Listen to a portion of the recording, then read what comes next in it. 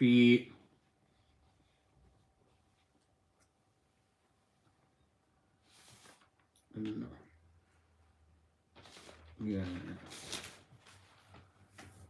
وإذا أردنا أن نهلك قرية أمرنا مترفيها ففسقوا فيها فحق عليها القول. إذا أردنا أن نهلك قرية أي إذا دنا، افهم دي، إذا دنا وقت تعلق إرادتنا بإهلاك قرية من القرى. هي عاملة زي إيه في المعنى القريب؟ زي اللي هيجي في الكهف. في سورة الكهف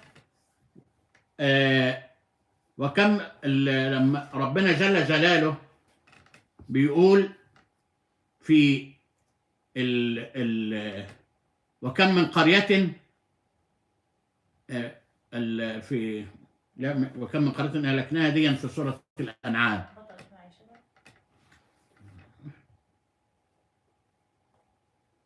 حول ولا قوة إلا بالله. وتلك القرى أهلكناهم انتهوا، أهلكناهم بالتعبير بالماضي يبقى انتهوا. لا، أهلكناهم أي قضينا بإهلاكهم بسبب ذنوبهم. وتلك القرى أهلكناهم لما ظلموا. طب أهلكناهم ما انتهوا؟ لا، أهلكناهم أي قضينا وأمرنا وأنهينا. شوف بعدها وجعلنا لمهلكهم موعدا، يعني وقت صدور الحكم شيء ووقت التنفيذ شيء، لأن كل شيء قدرناه إن كل شيء خلقناه بقدر، وكل شيء عنده جل جلاله بمقدار. فإذا أردنا، إذا دنا وقت تعلق الإرادة بإهلاك أمة من الأمم، ودي جاية على الإطلاق بصرف النظر عن دين هذه الأمة، إنه يتحدث عن أمة متصدرة متغطرسة أملى لها. والحمد لله أمريكا عمرها ما يجيبش 250 سنة، بالكاد 300 سنة، وهي الآن اللي إليها زمام العالم. لكن مدد الحمل للأحداث كمدد الحمل لأي جنين، كل جنين له مدة ينمو فيها وينضج، وله لحظة يخرج فيها، وله لحظة يخرج فيها من بطن أمه إلى الأرض، وله لحظات سيخرج فيها من الأرض إلى القبر، وله لحظة سيدخل فيها القبر. فإذا أردنا أي إذا دنا وقت تعلق، يبقى في حكم وقت التنفيذ وقت التعلق بإهلاك قرية، أمرنا بما يأمر الله رب العالمين. إن ربنا لا يأمر بالفحشاء، إن الله لا يأمر بالفحشاء، ده نص الآية. وإذا فعلوا فاحشة قالوا وجدنا عليها آباءنا والله أمرنا بها. ربنا يقول إن الله لا يأمر بالفحشاء.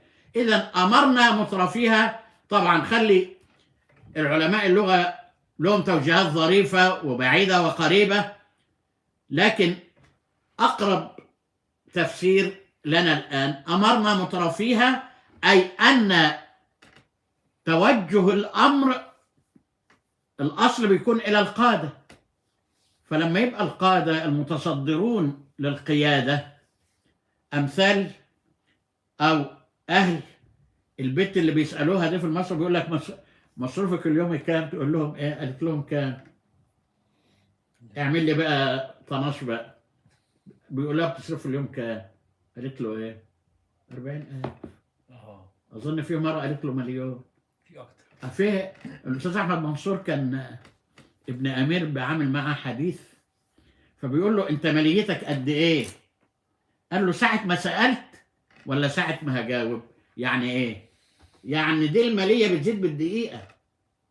لما يبقى واحد زي ترامب ماليته 6 مليار دولار، ده اللي ظاهر يعني 6 مليار دولار، لو هياخد 10% في السنة، يعني معناها على الأقل في اليوم بياخد لو 10% 60,000 دولار، 600,000 دولار في اليوم. قول لي اللي زي ده هيقيم اعتبار للي لا مؤاخذة ما بيلتقطوا طعامهم من صناديق القمامة، أو هيلتفت للي واقفين على النواصي؟ أنا رحت أمريكا، بيقف بلطجي كده ومعاه بتاع الإناء بتاع الشرب، يقول لك هيلبز مي، ساعدني في الأمر، هيلبز مي. وما تشوفوا كده جته لازم تدفع، ولا ممكن يجي. يعني في نيوجيرسي نزلت في مناطق بعد العصر ما تنزلش، ممنوع، لان اللي قال لك يلبس من الظهر هيقف واقف بالسلاح وكذا. فاللي عايش في 6 مليار دول وفي جو المليارات والمليارات من الدولارات، وهو اللي بيتوجه اليه الامر، يعني معناها هو وجه الدوله وصدر الدوله وزعيم الدوله، ومن لف لفه هذا ده ضبط سيدنا الشيخ الطاهر بن عاشور عليه رحمة الله. فأمرنا مترفيها الأوامر الشرعية الكلية بتروح أولا للرئيس. من اللي بيتلقى في الأمر؟ الأمر لما يروح لابن الغانية أو ابن الرقاصة أو كذا، والغضوا من كل المناط يغضضن المؤمنات إلا ماما، إلى آخر. أمرنا مترفيها أي أمرناهم بالطاعة، هيطيعهم.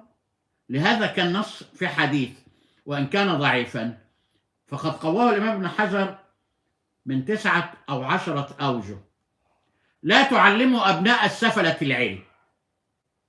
يعني ما نعلمش إيه؟ ما هو ابن الرقاصة ما دخلوش كلية الشرطة، ما دخلش ابن الرقاصة كلية الفنية العسكرية، ما دخلش ابن الطبال